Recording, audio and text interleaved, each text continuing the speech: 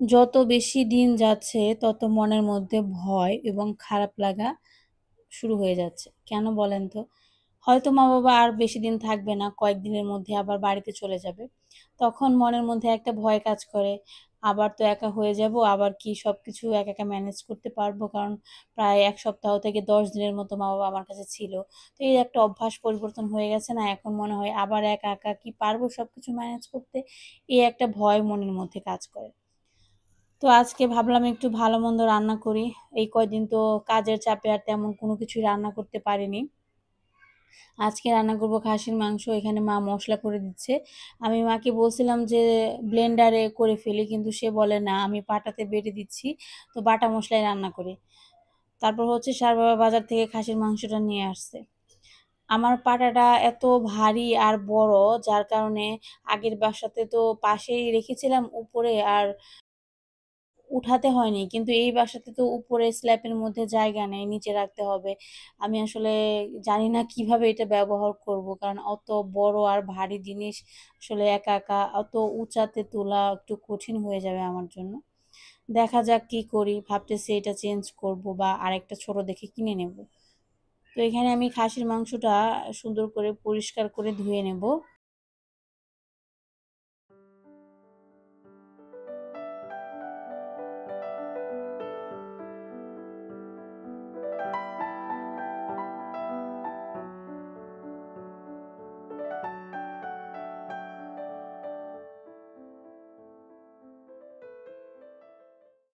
আজকে জানি না মাংসটা কেমন হবে। কারণ আজকে মাংসটা দেখে মনে হচ্ছে যে ফ্রেশ মাংসের পরিমাণ কম, আর হচ্ছে তেল অথবা হাড্ডি-গুড্ডির পরিমাণ বেশি।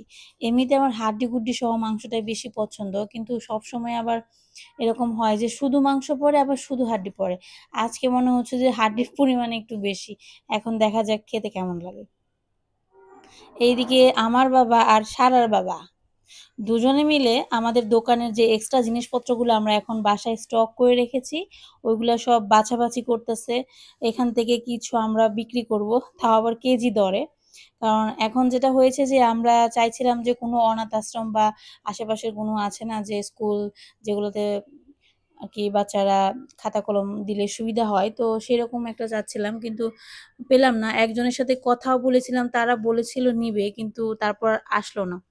তো যার কারণে আমরা ডিসিশন নিয়েছি যে এগুলো আমরা এখন কেজি দরে বিক্রি করে দেব। আর যে খাতাগুলা ভালো আছে, তো সেগুলো আমি আমার মেয়ের জন্য রেখে দিছি। আর বাকিগুলা আর রাখবো না। তো এখানে মাংস রান্নাও শুরু করা হয়ে গেছে। ১ম এ খাসির মাংসটা সুন্দর করে ধুয়ে ঝরিয়ে এর মধ্যে এখন মসলাপাতি দিতে হবে। তো আজকে খাসির মাংস রান্না করবে মা। যদিও বা আমার কাছে খাসির মাংস বাবা রান্না করলে বেশি ভালো লাগে। বাবার হাতের খাসির মাংস খেতে একটু বেশি ভালো লাগে। খুব ভালো হয় খেতে। তারপর হচ্ছে এখানে মা কি, কি মসলা দিল একটু বলি আপনাদের। মা এখানে পেঁয়াজ বাটা, রসুন বাটা, তারপর হচ্ছে আদা বাটা, জিরা আর ধনিয়া বাটা দিয়েছে, হলুদ মরিচের গুঁড়া, পরিমাণ মতো লবণ, সরিষার তেল, এই হচ্ছে মসলা। আর হচ্ছে গরম মসলা আস্ত আর তেজপাতাও দেয়া হবে। তো আমরা হচ্ছে সবসময়ই গ্রামীণ স্টাইলে রান্নাবান্না খেতে পছন্দ করি।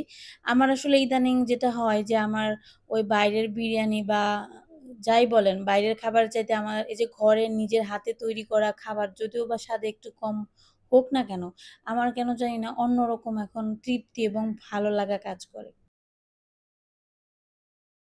কথায় বলে না যে বয়সের সাথে, সাথে মানুষের রুচি এবং পুরো মানুষটাই পাল্টে যায়।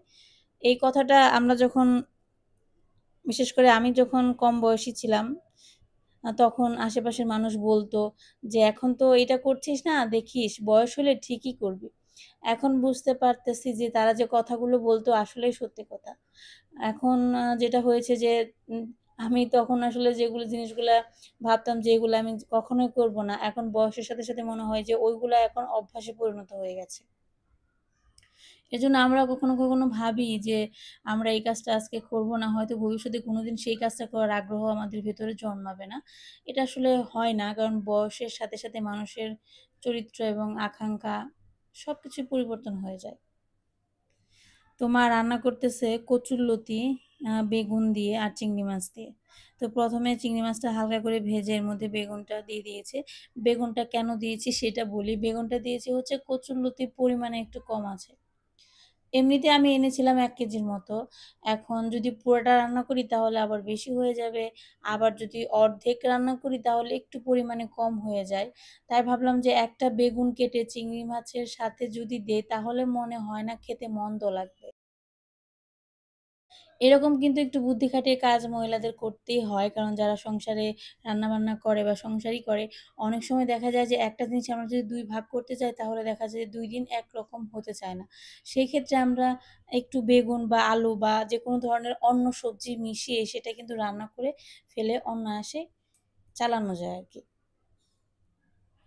এরকম টিপস টা আমি শিখেছি হচ্ছে আমার শাশুড়ি মায়ের কাছ থেকে।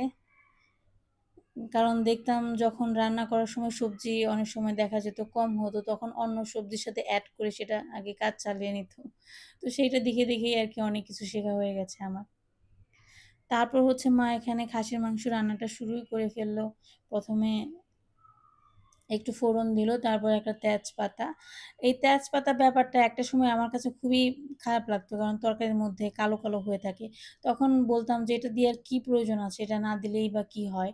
তবে আমার কাছে এখন মনে হয় যে এটা দেওয়ার কারণে ফ্লেভারটা একটু অন্যরকম হয়। যার কারণে দেখা যায় বড়, বড় অনুষ্ঠানে রান্নাবান্নায় কিন্তু অনেক বেশি শুকনো মরিচ আর তেজপাতা ব্যবহার করে। যেটা আমাদের গ্রামে করে আরকি। জানি না অন্য কোথাও করে কিনা। আমি দেখেছি নিরামিষ হোক বা আমিষ হোক, বিয়ে হোক বা অন্নপ্রাশন হোক, যেকোনো ধরনের অনুষ্ঠানে তেজপাতা আর শুকনো মরিচ এই ২ টা জিনিস সোমবারের ক্ষেত্রে ব্যবহার করা হয়। তো মাংসটা কষানো হয়ে গেছে, এখন পরিমাণ মতো জল ব্যবহার করতে হবে। তো মাংসটা কষানোর ক্ষেত্রে যেটা হয়েছে, যতটুকু বুঝেছি আমরা যে আজকের মাংসটা আসলে ভালো হয়নি।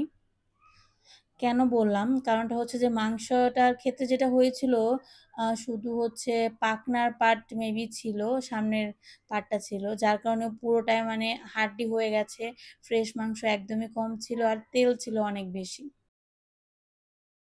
তো অনেক সময় কি হয়? দেখা যায় ফ্রেশ মাংস আনতে গেলে শুধু ফ্রেশই দেয়, আবার হাড্ডি আনতে গেলে শুধু হাড্ডি দেয়। অবশ্যই এটা যে আনে তাকে একটু বুদ্ধি খাটিয়ে আনতে হয়। কারণ ২ পাশ থেকে যদি আপনি সমান ভাগে আনেন তাহলে কিন্তু ২ রকমের মাংসই পড়ে। কিন্তু অনেক সময় দেখা যায় যে বাজার করে সে বুঝতে পারে না। এটা সবার ক্ষেত্রেই হয়ে থাকে। তো দেখেন মার হাতের লাল, লাল খাসির মাংসের ঝোল রান্না করা কমপ্লিট। এখন এটা আমি ছোট্ট একটা বাটিতে বেড়ে নেব। যেহেতু খাসির মাংস খুবই তাড়াতাড়ি জমে যায়, একটু বেশি তেল হয় যার কারণে কড়াইতে রেখে দেওয়াটাই আমার মনে হয় বুদ্ধিমানের কাজ। কারণ খাওয়ার সময় একটু গরম করতে পারবো। তো আজকে খাসির মাংসটা একটু পাতলা, পাতলা করেই রান্না করা হয়েছে। যেহেতু গরমের দিন একটু বেশি গরম পড়ে, বেশি মশলা জাতীয় এবং ঘন তরকারি হলে কিন্তু খেতে একদমই ভালো লাগবে না। আর খাওয়ার পরও অস্বস্তি লাগবে। তো এখানে রান্না-বান্না তো কমপ্লিট। খাসির মাংস, কচুরলতি, চিংড়ি মাছ দিয়ে আর মা সাথে রান্না করেছে ঝুল শাক। তো এখানে দেখেন বাবা গিয়েছিল বাজার করতে। বিকেলবেলা এমনিই আমাকে বলছিল যে সে হাঁটতে যাবে। এখন বাসায় আসার পর দেখি সে অনেক কিছু নিয়ে আসছে। তো কি, কি নিয়ে আসছে দেখেন এখানে। দেখেছিল সকালবেলা যে মুড়িটা শেষ হয়ে গেছে। তো মুড়ি নিয়ে আসছে দেখেন ২ প্যাকেট ভর্তি, সাথে ডিম নিয়ে আসছে, চানাচুর নিয়ে আসছে। তারপর সেদিন যে আমি মাছ কিনতে গেছিলাম ওইখানে বড় মাছটা যে কিনলাম সিলভার কাপ ওই মাছটা বাবা কিনে দিয়েছে।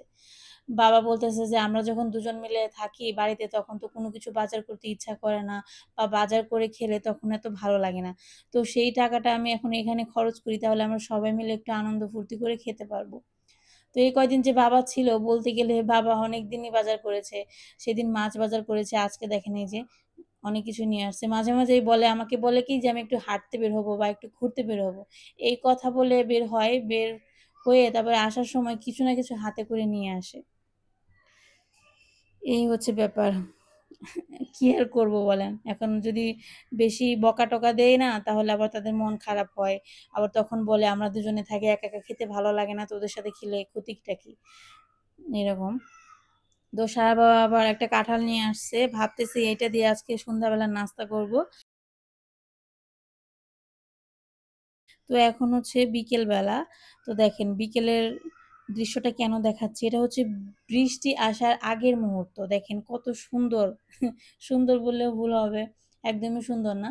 একদম কালো মেঘে আকাশটা ছেয়ে আছে।